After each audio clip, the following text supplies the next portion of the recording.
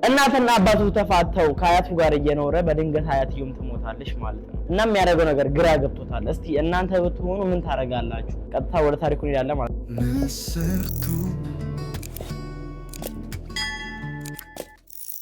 ሰላም ውድ የንስር ቲቪ ቤተሰቦቻችን፣ ዛሬም በድጋሚ ተመልሰን በሌላ ታሪክ ቀርበናል። የዛሬው ባለ ታሪካችንን ደግሞ ስሙን አንድነት እንለዋለን ማለት ነው። እናም አንድነት ከእናትና ከአባቱ ጋር የሚኖር አንድ ሕፃን ልጅ ነበር ማለት ነው። እናም ከእናትና ከአባቱ ጋር በሚኖርበት ሰዓት ላይ እናትና አባቱ እሱ ነፍስ ማወቅ ከጀመረበት ጊዜ አንስቶ አይስማሙ ማለት ነው።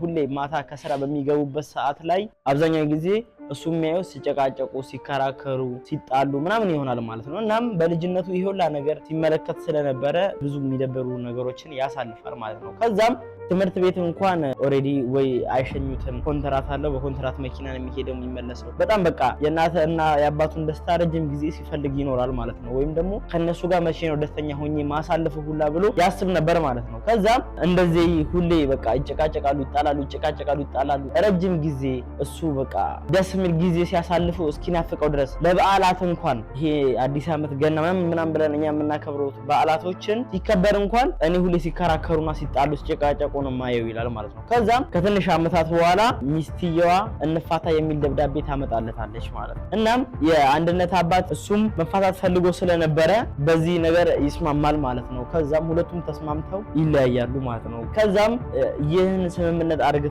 እንትን ሲሉ አንድነትን እኔ ጋዩን ብለው ሲከራከሩ ሁለቱም በቃ ስምምነት ሳይደርሱ ሲቀሩ የእናትየው እናት በጣም ጥሩና ደግ ሰው ስለነበረች ይሁን ደግሞ የአንድነት አባትም ስለሚያውቅ ሁለታችንም ጋር ሆኖ አንድነት ከሚጎዳ እሷ ጋር ሆኖ እሷ እየተንከባከበችው እያስተማረችው ይደግ፣ ከዛም እኛ የምትፈልገውን ነገር ለእሷ እናድርግለት ተባብለው ይስማማሉ።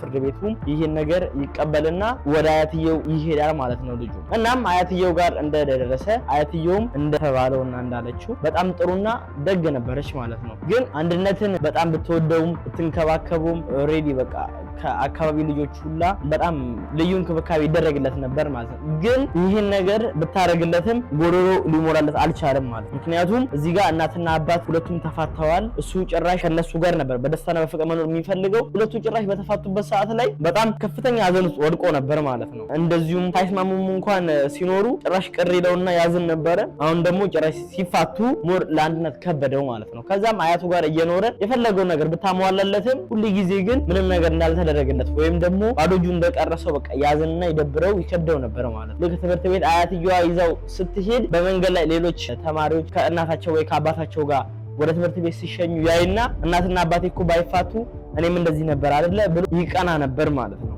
በቃ ሁሉም ተማሪዎች ከፋሚሊዎቻቸው ጋር ነው ትምህርት ቤት የሚሄዱት ወይ ከእናታቸው ጋር ወይ ከአባታቸው ጋር ምናምን። የዛን ሰዓት ላይ አንድነት በጣም በቃ ይደብረውና ይከብደው ነበር ማለት ነው። እና ጓደኛ ምናምን ኦሬዲ ያስጠላዋል። በቃ ከቤት የማይወጣና ጭምት ልጅ ሆነ ማለት ነው። እናም እናትና አባቱ በቃ በጣም ቢናፍቁትም አንዳንዴ ነበር የምትመጣው ማለት ነው። ብዙ ጊዜ እሷም ስራ ላይ ቢዚ ስለሚሆኑ ከስንት አንዴ እነሱ አንድነት ሲናፍቃቸው ነው እንጂ የሚመጡት አንድነት ቢናፍቁትም አይመጡለትም ነበር ማለት ነው። ሁለቱም ስራ ላይ ቢዚ ስለሆኑ አባትየው ደግሞ የወር ደሞዝ ወይም ደግሞ ገንዘብ ለአያትየዋ ስለሚሰጣት የዛን ሰዓት ብቻ ነበር የሚመጣውና አንድነትን የሚያገኘው ማለት ነው። እናም አንድነት በዚህ ነገር በጣም ያዘንና ይከፋ ነበር ማለት ነው። እናትየዋም እንደነገርኳችሁ ከስንት አንዴ ነበረ እየመጣች የምታዩ በወር ውስጥ አንድ ቀን ሁለት ቀን እሱ ያቺን አንድ ቀንና ሁለት ቀን እናትና አባቱ ሲመጡ በጣም ነበር ደስተኛ የሚሆነው ማለት ነው። ግን እቺ ደስታ አትቆይም፣ አንድ ቀን ብቻ ስለሆነች በጣም ድጋሚ ተመልሶ ወደዛ ሙድ ይገባል ማለት ነው። እናም እንደዚህ አይነት ኑሮ በሚኖርበት ሰዓት ላይ አያትየውም ከጎኑ ስላለች እሷም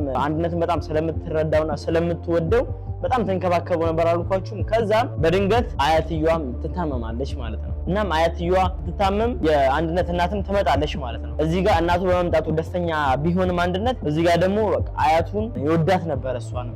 እናም ስትታመምበት እናትየው በመምጣቱ ደስ ሲለው እዚህ ጋር ደግሞ አያትየው በመታመሙ የሌላ አዝኗል ማለት ነው። ከዛም ወደ ሆስፒታል ይወስዳታል። ሆስፒታል ሲወስዷትን ይሄ ነገር የማይድንና የማይለቅ በሽታ እንደሆነ ይነገራቸዋል ማለት ነው። ከዛም ደግሞ አያትየዋ ቤተክርስቲያን ወሰዱኝ ትላለች ማለት ነው። እነሱም ደግሞ የሷን ቃል ይሰሙና ቤተክርስቲያን ጸበል እምነት ምናምን ብለው ይወስዷታል ማለት ነው። ከዛም እንደዛ እየተከታተለች ጸበሉንም እምነቱንም ጸሎቱንም እያደረገች ቤተክርስቲያን ለአንድ ወር ከምናምን ትቆያለች ማለት ነው። ከዛም ደግሞ ወደ ቤት መመለስ ፈልጋለሁ ትላለች ማለት ነው። ከዛ እሺ ብሎ አቤልና እናትየው ይዘዋት ወደ ቤት ይመለሳሉ ማለት ነው።